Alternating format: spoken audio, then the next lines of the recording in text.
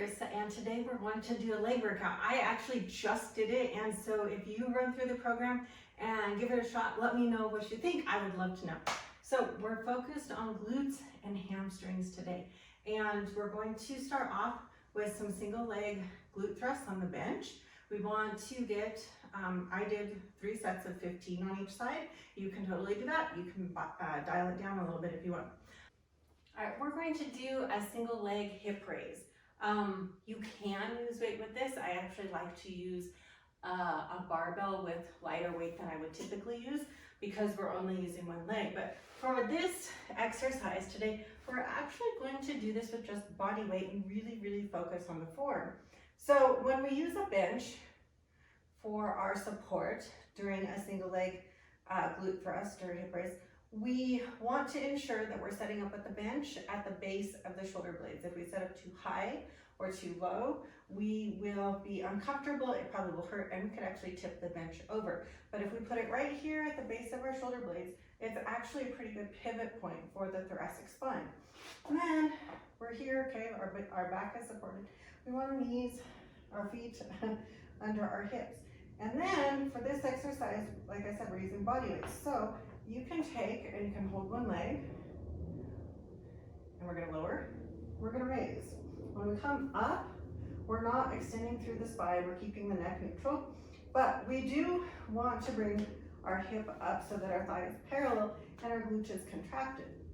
If we're not hitting that, then we need to come up higher. Now we don't want to extend out of the lower back, but we do want full range of motion. We want the top of the contraction. And I think for a lot of people, we get really focused on the weight, the load of the glute thrust, and we don't actually hit the full contraction of the glute. So you can keep the non-working leg raised up in the air, or I really do like to cross it over the other knee. So we're gonna do a couple this way here, and come up and lower and come back up. Now, if you choose to cross the ankle over the knee, you do get a little bit of load from that leg, but you also get a nice stretch on the glute of the leg that's not working. So we're lowering, and then we're gonna come up, contract, and lower back down. So really, the only place we're feeling this is in that working glute, a little bit in the working, the hamstring's gonna work a little bit. It's okay to feel it a little bit in the quad, but you primarily should feel it in the glute of the leg that you have the foot on the floor. That is the working leg. And then we want to make sure that we flip over and we do the other leg so that we get equal work on both sides of the body.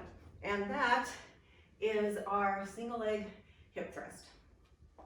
From there, then we're going to head over to the cable machine. And first I use the straight bar to do some cable deadlifts. With that exercise, I did 4 sets of 15, and then we switched it over and did another deadlift variation with the cable called a hamstring pull through. It's another deadlift, and that I also did 4 sets of 15. So for this particular exercise, we're going to use the cable and a straight bar to do a deadlift.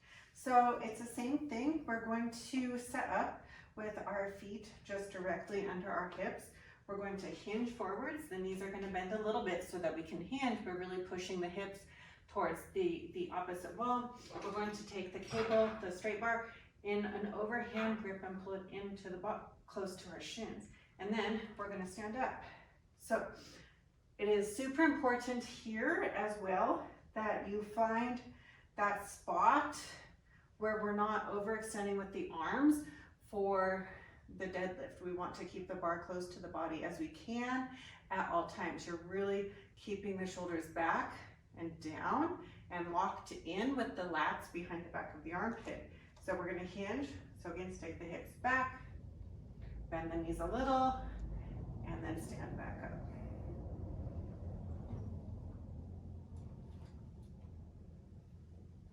So as you are hinging and pushing the hips back, you should feel a load and a stretch on the hamstrings. You're pushing through the foot to come back up, and then again, hinge.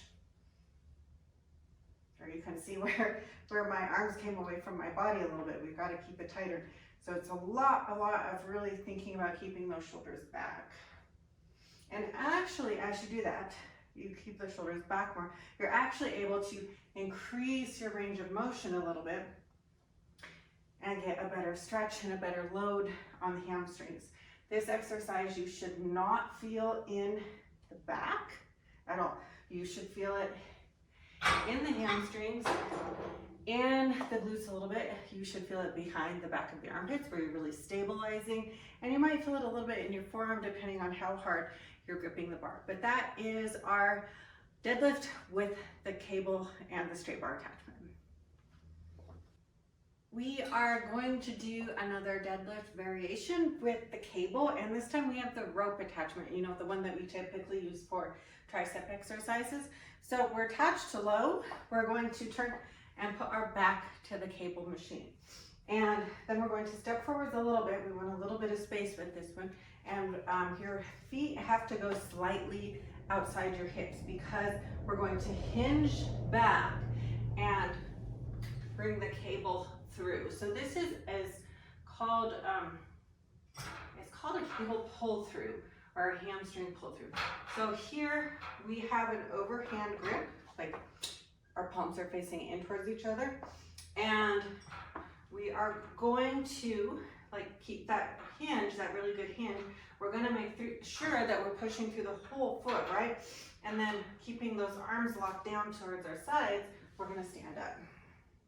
And then we're going to hinge and then stand back up.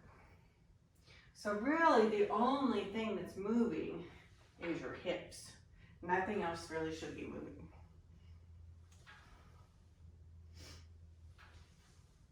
The knees are soft. We're not locking the knees, but the only joint really moving is your hips because you're really pushing them back towards the cable machine. And then as we stand up, we're contracting. So only place you should be feeling this is the glutes and the hamstrings. You should not feel it in your back. You should not feel it in your shoulders. You should not feel it really anywhere except in the hamstrings and the glutes. And that's your cable pull through for the hamstrings. And then from there, it is moving on to the single leg deadlift. You can use a dumbbell, you can use a kettlebell, you can do the body weight to wherever you are at in your personal journey. And for that, I just did 2 sets of 8 and 1 set of 10 on each leg. All right, we're going to do a single leg deadlift. So we are going to be placing the load on one leg, and we're going to hold our weight in the opposite hand. You can also do these without weight. If you are loading though,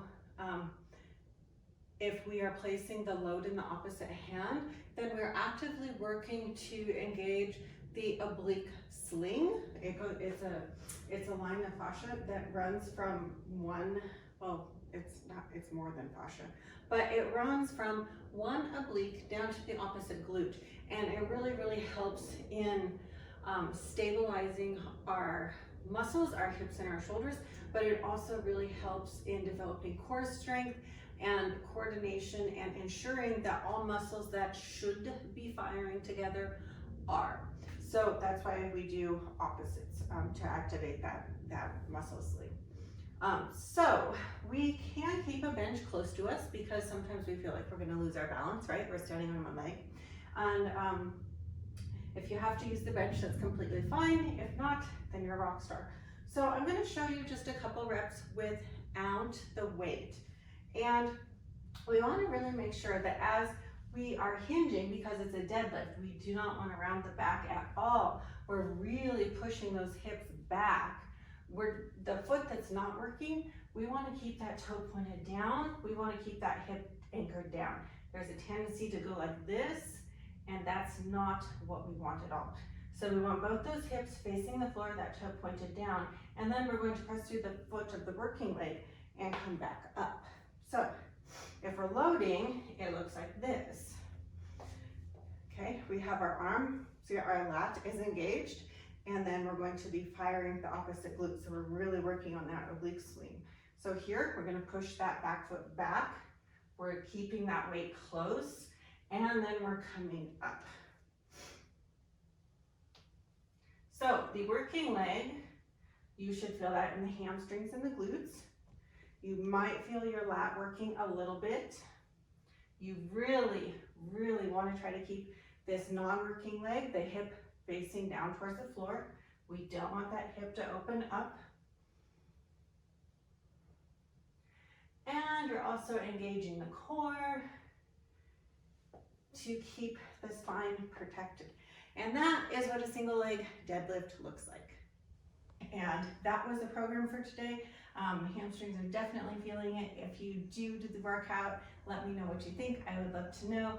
Otherwise, have a beautiful rest of your day, and be sure to like us and subscribe to continue getting our videos.